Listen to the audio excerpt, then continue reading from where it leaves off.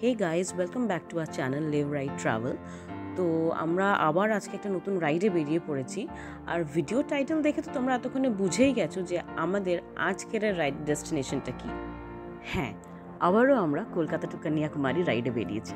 তো second time Kolkata to Kanyakumari রাইডে কেন যাচ্ছি সেটা তোমাদের সাথে একটু শেয়ার করে নিই। আমরা বাইকের ট্যাঙ্কটা পুরো ফুল করে নিচ্ছি কারণ there will be hundreds of kilometers for us to ride today.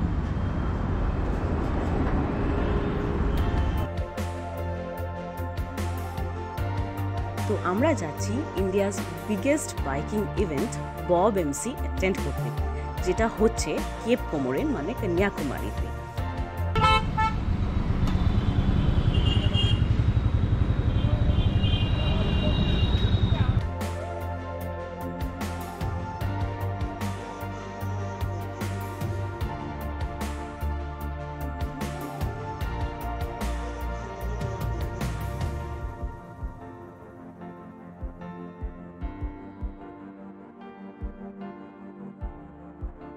So Bob MC মানে হচ্ছে ব্রাদারহুড অফ বুলেটিয়ার্স মোটরসাইক্লিং কনসোর্টিয়াম। সো এই ইভেন্টটা এবছর হচ্ছে কন্যাকুমারীতে, যেখানে থাউজেন্ডস অফ বুলেটিয়ার্সরা আসবে তাদের বুলেট নিয়ে, আর হবে একটা হিউজ ইভেন্ট। তোমাদেরকেও সেটা দেখাবো।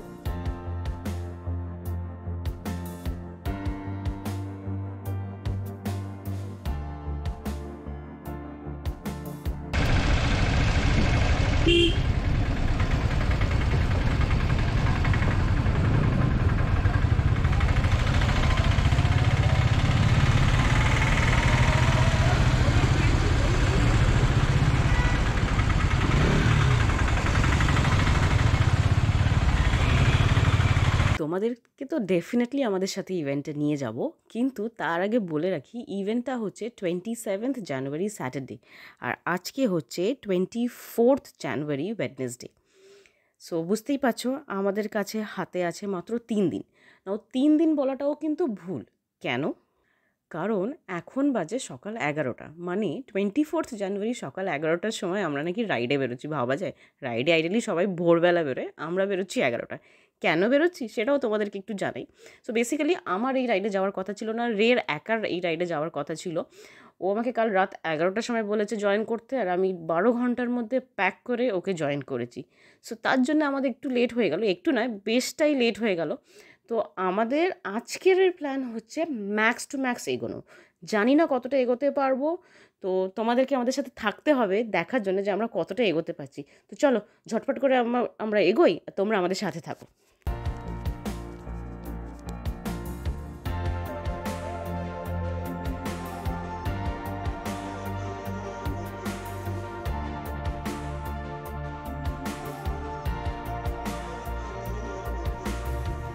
এখন সকাল 11:30টার মতো বাজে, কিন্তু একটুও রোদ নেই। তোমরা দেখতেই পাচ্ছ পুরো মেঘলা হয়ে আছে ওয়েদারটা।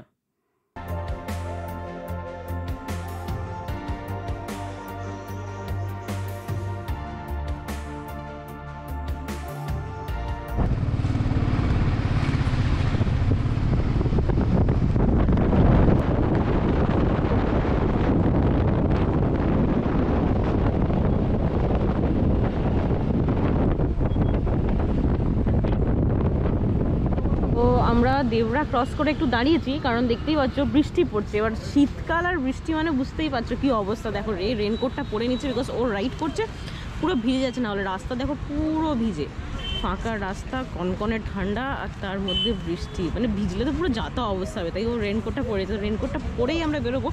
খুব একটা আমাদের আজকে হল্ট দেওয়ার ইচ্ছা নেই, যতটা এগোনো যায় এগোবো, বিকজ আমরা অলরেডি দেরি করে বেরিয়েছি। তো দেখা যাক, হোপফুলি বৃষ্টিটা যাতে আমরা না পাই আর বেশি, তাও জাস্ট প্রিকশনের জন্য রেনকোটটা পরে নিচ্ছি।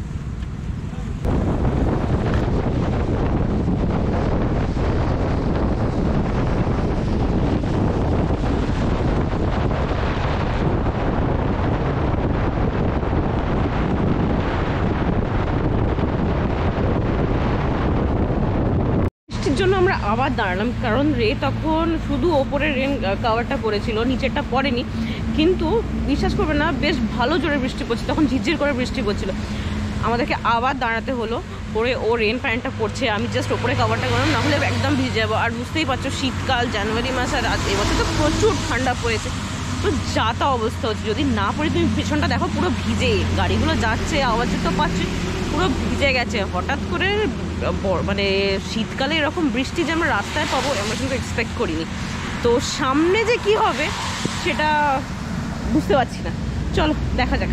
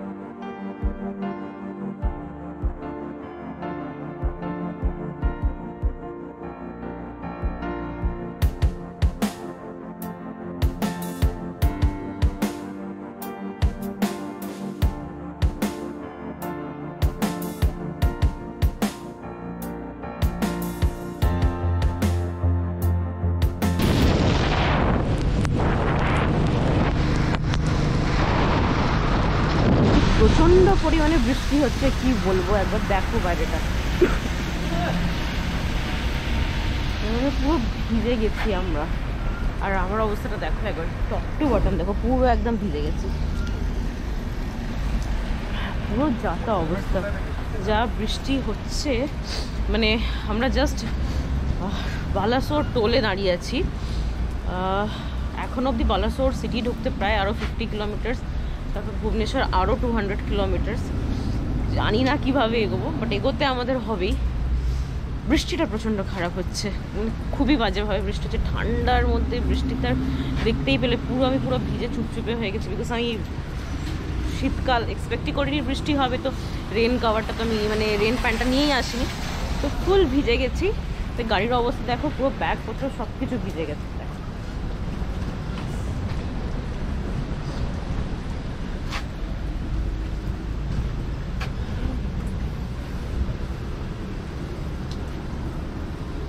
তো খুব ডিফিকাল্ট সিচুয়েশন, রাইডটা খুব ডিফিকাল্ট হচ্ছে, হ্যাঁ খুব ডিফিকাল্টি নিয়ে আমরা রাইডটা করছি, বাট আমাদের পৌঁছানোরও আছে কন্যাকুমারী।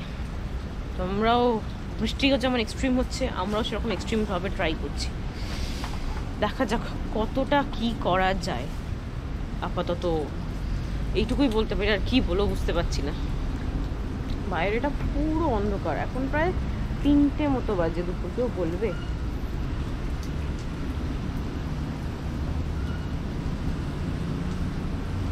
জুতো ফুটো এমনভাবে জুতো ফুটো সব ভিজে গেছে যে গাড়ির সাইলেন্সার অন করে জুতো শুকাতে হচ্ছে।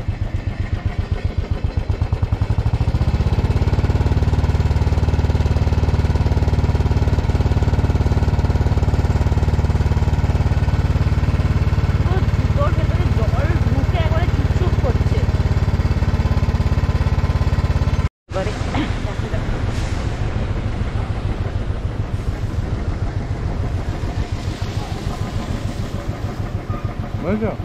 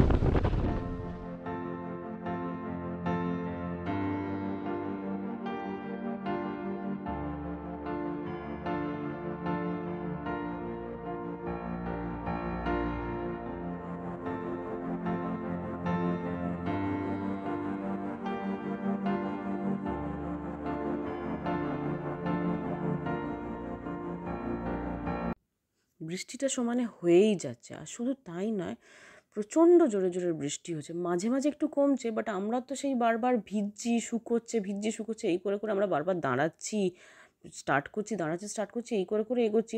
আর এই করতে করতে একদম দেখতেই পাচ্ছ তোমরা, সন্ধে হয়ে গেছে, এখন প্রায় 7:30 মতো বাজে।